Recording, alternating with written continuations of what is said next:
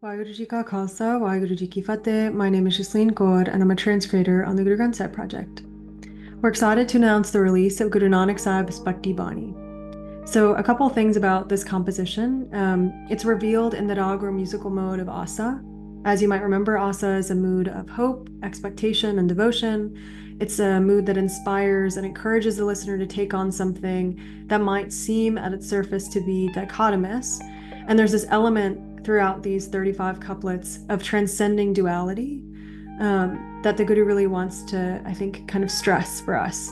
So Patti is also important to know sort of the background of. Patti is a slate or a tablet that a student will write on to learn the alphabet or to study something that involves like repetition and memorization.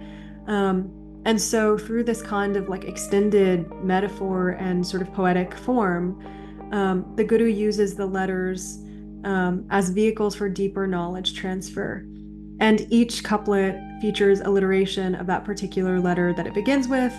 And this is there's a rich tradition of poetic compositions that do this, that explore the divinity within the letters and impart some kind of understanding. So Guru Nanak Sahib uses the Gurmukhi alphabet to impart knowledge that transcends that rote memorization and repetition and moves into the experiential. So I thought I would talk about the Rahau Line very briefly, and then talk about one couplet that really struck me when I was working on it. So in the Rahau Line, the Guru says, "Man kahe pulle mood mana, jab lekha deve bira, to padiya Rahau." As always, excuse my pronunciation, but the Guru says, "O mind, why do you forget, O foolish mind? When you will give the account of your deeds, O brother, O sibling, then you will be considered educated." So this is the place where we're asked to kind of pause and reflect. What is it that we are being foolish about? What have we convinced ourselves is the like important thing to pursue in terms of becoming educated or learned or accomplished in the world? And what is it that we're actually not giving our time and attention and effort to in the pursuit of that other kind of knowledge? The couplet that really struck me is the 23rd, and it's through the letter Nanna, this message through the letter Nanna. And the Guru says, "I have neither seen nor cared for the sovereign, whose worldly comforts the being relishes daily. Through talks, I'm a Sahagan, I'm a happily married bride, O sister, but the husband has never met me." So, speaking from the voice of a seeker, the Guru shows us how to admit that we've actually never experienced the presence of the sovereign IkOankar, that we've never cared for the virtues of the One through praise and identification and remembrance, and using the invocation of the word Sahagan, which I think is really important because that word refers to the fortunate, connected seeker, to a relationship with IkOankar as the spouse that is deeply intimate and deeply personal. And we are sort of being shown how to admit that although we enjoy the worldly pleasures and comforts of the sovereign daily, because the sovereign is the one who gives us all of those things, we've actually never contemplated IkOankar in our hearts. Or we haven't done it enough. We haven't experienced this kind of intimate presence.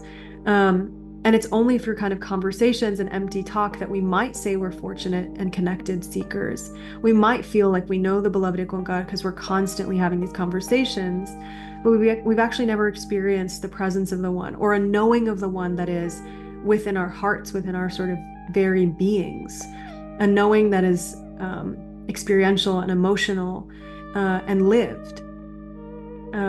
And I thought about this a lot in the context of like my job here at SikhRI and at the Guru Granth Sahib project, and the work that I do on a daily basis, and how a lot of times I am reading and reading and learning and taking my curiosity down particular roads, trying to answer certain questions, and trying to know the One too. And so I was thinking a lot about like what it means to not just attempt to know the One through like reading and studying text, or even through talking about Shabad. Like, what is it to know the One where it actually like permeates every aspect of my day-to-day, my behavior, the way that I think, the way that I talk, the way that I walk through the world, the way that I see things and understand things. And the Guru says, like, we won't know the One until we engage in remembrance within our own hearts, until the effort that we're making to become quote unquote educated or learned shifts outside of just like having conversations and reading a lot, and a worldly kind of knowledge, into a deep and like intimate relationship with the one that we want to know, but also the one that we know we can't know completely. And it's through this effort to cultivate that relationship that we experience union and connection with IkOankar and truly become fortunate, connected seekers. So the question I've been asking myself the last 2 months is like, what effort am I making towards that? And what would it look like to make more of an effort, to spend more time, and to, when I feel like I am not there, to admit it? Like, what will that look like? So all that being said, just a little kind of summary, because I know it's 35 couplets and it is a longer composition. In this composition, the Guru is revealing kind of the mystery of the letters, exploring the tension between what it means to become truly learned, what it means to truly know IkOankar, while also accepting that IkOankar cannot be fully known. The Guru moves back and forth between these like inexplicable and vast truths about the one, and then guidance on what we can do to internalize these truths without pursuing like a kind of finality in our knowing. We're urged to serve the one, to engage in remembrance, to contemplate and praise and identify with that unknowable, limitless, vast one.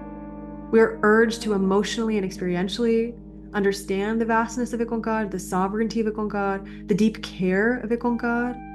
And we come to understand that, yes, letters and language hold such weight. They're the things that help us navigate and understand the world around us. And we develop knowledges around them. But in these letters, through this composition, the Guru explores the real wisdom, the real learning that can't be known through science or philosophy or psychology or sociology or religion or any of the other isms or ologies. We're asked to interrogate who the true learned one is and who that can be if it's also true that it's only the one who knows everything. What is our work? It's to cultivate a relationship with IkOankar, to know IkOankar emotionally, to devote to IkOankar and serve IkOankar, to move beyond going through the motions, to come to a real understanding that cannot be explained. So the question is, will we pursue this kind of knowledge and this kind of learning, and will we live it out in the world? One last thing, Guru Nanak Sahib ends by signing off as a shair, as a poet. Because there's certain things that cannot be explained logically. There's certain things that a poet can convey without saying a thing explicitly, certain emotions and certain knowing. So what would it mean to kind of identify with the poet within us in this relationship too? Waheguru Ji Ka Khalsa, Waheguru Ji Ki Fateh.